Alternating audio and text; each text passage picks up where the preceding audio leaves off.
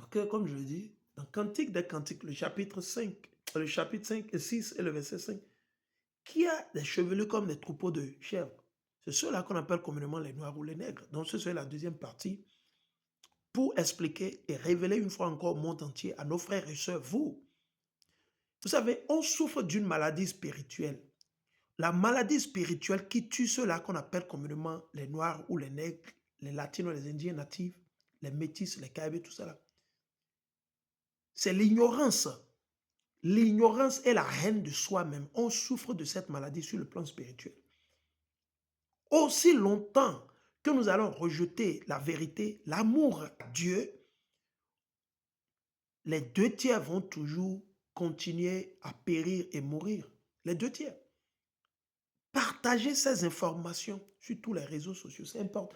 Nous vivons dans les temps derniers. Dieu ne nous a jamais appelés noirs ou nègres, non. Nous sommes les Israélites. C'est un plan de ces colons de nos ennemis de nous garder dans les ténèbres, qu'on ne se réveille pas. Et qu'est-ce qu'ils ont utilisé?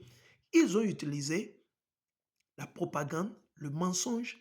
Ils ont utilisé les religions comme quoi la démocratie, l'islam, le christianisme, le bouddhisme, le yoga, les sectes sataniques. Voilà. Mais il est temps qu'on se réveille. Lisons. Les colons disent souvent et toujours, ici aux États-Unis, on vous dit la meilleure manière, la meilleure façon pour cacher la vérité aux noirs, aux soi-disant noirs ou nègres, écrit ça dans un livre et dépose le livre devant eux. Et c'est vrai. On lit. Je suis dans Jérémie, le chapitre 14 et le verset 2. Judas est en deuil. C'est qui Judas? Wida, Yahawada en hébreu. Judas, c'est ceux-là qu'on appelle spécifiquement les citoyens béninois, togolais, nigériens, ivoiriens, camerounais, congolais, les citoyens américains, noirs américains. Et la liste continue. Il dit, Judas est en deuil. Yahawada est en deuil. Et ses portes languissent, virgule, ils sont noircis jusqu'au sol. Ah bon? Judas, les Juifs sont noircis jusqu'au sol. Ils sont noirs comme le sol. Ah ah. OK? Et les cris de Jérusalem montent. Dans certaines traductions, ils vont vous dire qu'ils parlent des portes. Non, les portes ne peuvent pas se noircir. Aucune porte ne se noircit. Je dis aucune porte. C'est des traductions fantaisistes qu'ils ont fait. Et ils ont fait ça surtout en français et en espagnol. Moi, je lis la Bible en espagnol et en français. Par la grâce de Dieu. Et qu'est-ce que je m'avais dit par là? Si vous ne demandez pas au peintre, si le peintre ne peint pas votre portail avec une peinture noire, comment votre portail ou votre porte que vous avez peint rouge, comment ça fait te transformer en noir? Ça n'a pas un sens. Donc la Bible ne fait pas recours à ça. Mais quand ils ont traduit, au lieu de mettre ils sont noirs ou ils sont noircis ou ils sont bronzés jusqu'au sol, ils ont mis elles sont noircies. Juste pour vous faire croire que c'est les portes. Mais les portes, c'est des choses inertes. Il n'y a pas de vie dans les portes. C'est la couleur que vous appliquez à votre porte, c'est cette couleur qui y restera. On ne peut pas mettre une couleur rouge à un portail ou à une porte et ça va se noircir. Ça, c'est impossible. Ça n'existe pas, c'est du folklore. Donc, ils ont fait ça exprès. Qui? Ceux-là qui ont traduit. Ils voulaient dire que les Judas, les Juifs, sont noircis parce que pourquoi? À cause de la famine. Le passage parle de la famine. Il y avait un manque de nourriture dans le temps à cause de nos péchés, à cause de nos iniquités. Donc les gens cherchaient à manger dans les champs. Les gens travaillaient, ils étaient sous le soleil. Donc leur peau ont noircir. Et ils étaient en deuil parce qu'il n'y avait pas à manger. Il y avait une famine, une pénurie de nourriture. Mais la traduction, ils l'ont mal fait. Donc on veut rappeler tout le monde pour que les pasteurs ne vous séduisent pas. Non. Aucune porte qui a une couleur noire ne peut se noircir. C'est impossible. Et dans d'autres traductions, ils n'ont même pas mis ça. Ils ont enlevé ça. Surtout dans les traductions françaises. Donc j'étais obligé d'aller faire cette traduction moi-même. Je l'ai fait moi-même. Et je l'ai fait sur Google. Très simple. Je suis dans le livre de Lamentation, toujours écrit par qui? Jérémie. Nous allons lire ce que Jérémie a. Il a décrit qui? Les prêtres, les lévites. La tribu de Lévite, les prêtres, il veut décrire les prêtres et les enfants de Jérusalem. Alors on va le lire. Lamentation, ça a été écrit par le prophète Jérémie. On le lit. Il dit, Lamentation 4.8, Lamentation 4.8, et je lis, leur aspect, c'est-à-dire notre aspect physique, leur aspect est plus sombre que le noir. Ah bon? Donc on est plus bronzé que le bronze, poli dans le feu, dans la fournaise. Ah ouais? Mais à un moment, il faut qu'on arrête. Vous mentez. C'est pour ça que je dis à nos frères et sœurs, vous les soi-disant les leaders, si vous êtes sincères, commencez par rééduquer le peuple. Commencez par rééduquer dès le bas âge. Nous ne sommes ni noirs ni nègres, nous sommes les Israélites. Nous avons une peau de couleur airain, marron, chocolat. Certains de nos frères vont ressembler aux colons parce qu'ils ont épousé des femmes colonnes, ils ont épousé soi-disant blanches ou chinoises. Les enfants peuvent ressembler aux Chinois, mais leur papa, c'est qui? C'est un soi-disant un noir ou un nègre, un latino, un indien natif. On a été dispersés, mélangés, éparpillés partout. Donc, ce n'est pas une affaire de peau de couleur noire. Oui, non. Et c'est l'homme ici, c'est compte tenu de votre papa. Ce message, c'est pour vous. Si votre papa est un descendant noir ou nègre, latino ou indien natif, depuis 70 AD, on a été mélangé. On a beaucoup de... On est partout éparpillé parmi toutes les nations. Donc, c'est le message, c'est important. Il dit, non, leur aspect est plus sombre que le noir. Que le noir. On ne les reconnaît pas dans les rues. Qui considère... Regardez, de toutes les races qui sont sur la terre, les autres nations considèrent-ils la race soit appelée noire ou nègre? Non, ils ne nous considèrent pas. Ils nous considèrent comme quoi? Ils nous considèrent comme des animaux. Ils nous considèrent comme nous ne sommes pas des êtres humains. Ils se disent qu'ils ont plus de valeur plus que nous. Toutes les autres nations, que ce soit les Arabes, que ce soit les faux blancs, que ce soit les Chinois, ils ne nous considèrent pas. C'est parce que Israël veut toujours se déshabiller pour avoir, comment ils sont dit, de la faveur chez les gens. Mais on vous dit non, arrêtez. Arrêtez, à un moment, il faut qu'on arrête. OK? Allons dans un autre témoin. Lamentation 4.8. Il dit, Lamentation 4, il dit, leur aspect, ça veut dire, leur aspect physique est plus sombre que le noir. Vous avez vu, non? Allons dans Lamentation 5.10. Lamentation 5.10.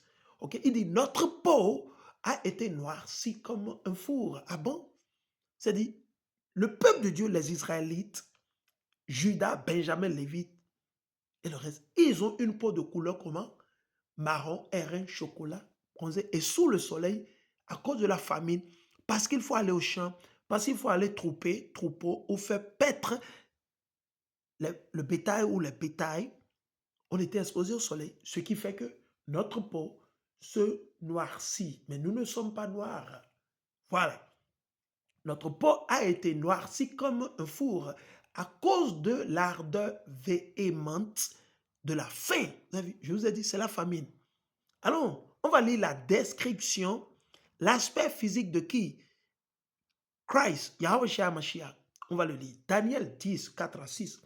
Et le 24e jour du premier mois, j'étais auprès du bord du grand fleuve qui est Idékel.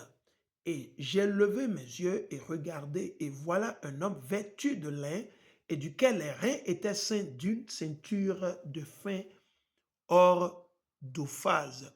Et son corps était comme de chrysolite, et son visage comme la splendeur d'un éclair. Ses yeux étaient comme des lampes de feu. Pourquoi? Parce que Hamashiach s'était déjà prophétisé à travers Moïse, à travers les prophètes qui nous ont présenté qu'il boira assez de vin et ses yeux seront rouges au vin. C'est pour ça qu'il a été appelé des fois glouton, il a été appelé alcoolique parce que Hamashiach, il a bu assez de vin, comme vous le savez. Donc il dit, maintenant il dit, et ses bras et ses pieds, comme l'éclat d'un airain poli. L'éclat d'un airain poli. Allez vous-même sur le moteur de recherche Google et lisez c'est quoi la couleur de l'airain poli. C'est du bronze ou le cuivre. Et le bruit de ces paroles était comme le bruit d'une multitude de gens. Et je vais vous dire ce. Il dit, l'airain et le bronze poli dans le feu sont similaires en couleur. Si vous ne le savez pas. Alors maintenant, je vais vous lire un autre passage. Je suis toujours dans Daniel ou différentes versions. Daniel 10, 5 à 6. Je levai les yeux et vis quelqu'un vêtu de lin et portant une ceinture d'or fin.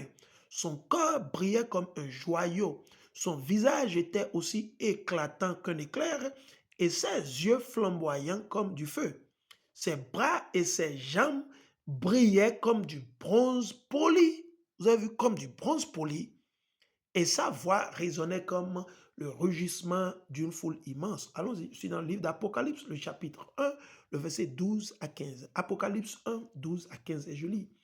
Je me retournai pour voir qui me parlait, et je vis 7 chandeliers d'or, et au milieu d'eux se tenait ce qui ressemblait à un être humain, vêtu d'une robe qui lui descendait jusqu'aux pieds, et d'une ceinture d'or autour de la poitrine. Ses cheveux étaient blancs comme de la laine. Qui a cette texture de cheveux laineux? Ce sont ceux-là qu'on appelle communément les latinos, les noirs, les nègres, les noirs américains. Voilà, bref. Ou comme la neige. Et ses yeux brillaient comme une flamme, comme comme ce que j'ai lu dans l'autre version. Il dit, ses pieds resplendissaient comme du bronze affiné et poli. Le bronze affiné et poli, pour avoir du bronze affiné et poli, il faut l'envoyer dans le feu. Vous envoyez quelque chose dans le feu, ça sort noirci. Si ça avait une couleur, je ne sais pas, vert, que vous l'envoyez, ça sort, ça noircit. Voilà, donc la description, l'aspect physique de Hamashiach, c'est un soi-disant un noir ou un nègre.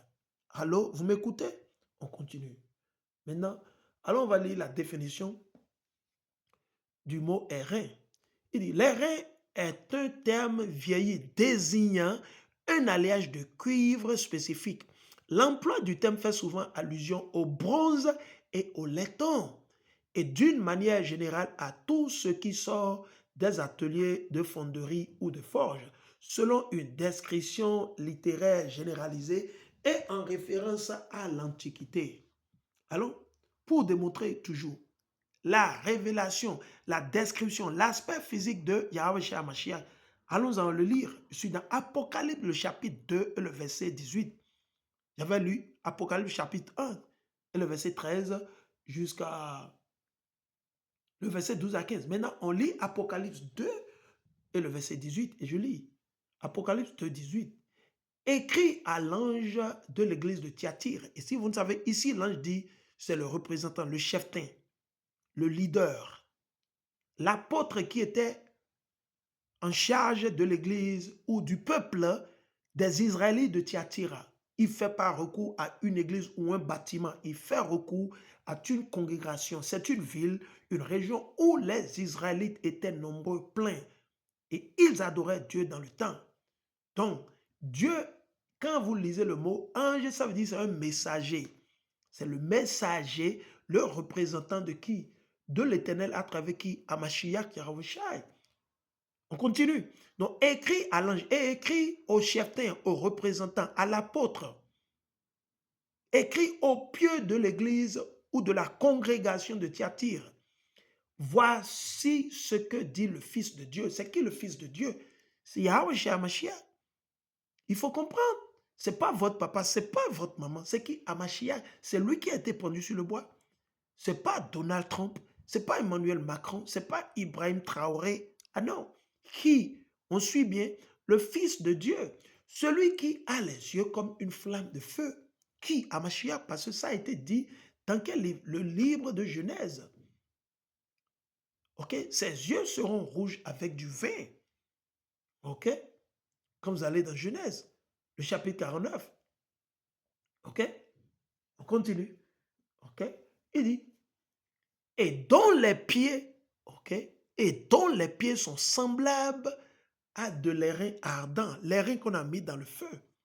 Maintenant, je vais vous donner une définition. La couleur bronze est une teinte métallique chaude, oscillant entre le marron foncé, l'or sombre et des reflets cuivrés ou orangés. Évoquant la stabilité et la puissance, elle imite l'alliage de cuivre et d'étain. Ok? Pouvant apparaître mate ou brillante, elle est souvent associée à une patine vieillie allant du brun au vert, voire au noir. Bref, allons maintenant, on va vous le montrer. Je suis dans Actes des Apôtres, le chapitre 13 et le verset 1. Actes des Apôtres, le chapitre 13 et le verset 1. Il y avait dans l'église d'Antioche, c'est dit, c'était quelque part entre la Syrie et la Turquie. Parce qu'il y a l'Antioche de la Syrie et il y a l'Antioche de la Turquie. Mais ici, il fait recours à la Turquie. Il dit, il y avait dans la congrégation, dans la population, la région d'Antioche, dans la région d'Antioche, des prophètes, c'est-à-dire des Israélites, et des docteurs, les docteurs de la loi, de la Bible, du Torah. OK? Il dit Barnabas, virgule, Siméon appelé Niger. Alors on doit s'arrêter et demander, mais qu'est-ce que ça veut dire? Allons vers l'étymologie, la définition. Comme on le dit souvent, the Blue Letter Bible, pour pouvoir comprendre qu'est-ce que ça veut dire. C'est quoi la racine du mot Niger? Pourquoi ils ont appelé ces docteurs, ces prophètes Niger? Aujourd'hui, on a un pays qu'on appelle le Niger, là où il y a le frère Tiani qui gouverne. Allons, on va le lire. Je suis dans le PLB. C'est la Bible de la lettre bleue. OK? La Bible de la lettre bleue. OK? The Blue Letter Bible. Et strong, OK? Strong. OK? C'est G 3526, Niger.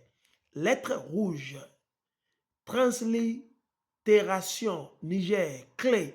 Prononciation, Niger. Écoutez, catégorie grammaticale, c'est un nom masculin propre, racine. OK? Étymologie, d'origine latine, donc le mot Niger, c'est un mot latin, ce n'est pas un mot français, ce n'est pas un mot anglais. Alors arrêtez de raconter des conneries. Le Nigeria, c'est un mot latin. Le Niger, c'est un mot latin. Donc, il faut comprendre. Il ne faut pas répéter juste pour répéter. Raison pour laquelle ils sont en train de s'acharner sur le Niger, le Burkina, le Mali, le Bénin, qui, les valets, les vendus, les traites, les satrapes, les serpents, qui disent qu'ils sont vos politiciens, ok? Avec l'aide, bien sûr, de leurs néocolons, de leurs colons, des vendeurs de la dette, d'illusion, de la déception. Ils s'acharnent parce qu'ils savent que c'est nous le peuple de Dieu. Le secret le plus caché de tous les secrets de tous les temps, c'est ça. On va le lire. Il dit, d'origine latine, déclinaison grecque de Niger, information strong, définition, c'est quoi la définition? Il dit Niger, d'origine latine, noir. Donc ça veut dire quoi? Noir, d'origine latine. Il dit noir. Donc le mot Niger, ça veut dire noir, noir, noir, N-O-I-R. Alors, il dit, l'étymologie du mot Niger, désignant à la fois le fleuve et le pays, provient principalement de l'adjectif latin Niger, qui signifie noir ou sombre. C'est pour ça qu'on dit Niger area, Nigeria, c'est deux mots latins, à coller. C'est-à-dire, Nigeria veut dire la terre du nègre, du noir. Et même les Nigériens qui font leur pagaille, leur sauvagerie, ils ne comprennent pas. Tinubu, il ne sait pas. Il sait et puis il s'en fout parce qu'il est payé. Nos frères du Niger ne le savent pas. Ils vont faire des millions de vidéos, mais ils ne peuvent pas décrypter, ils ne peuvent pas expliquer. Le mot Niger, c'est un mot latin, ce n'est pas un mot français. Qui veut dire quoi? Noir. Nigérien, la terre du noir. Le Niger, le noir. Ils savent que c'est nous le peuple de Dieu. Donc, raison pour laquelle nous invitons les panafricains, nos frères et sœurs, qui se soucient jour et nuit de notre quoi? Liberté, de notre délivrance.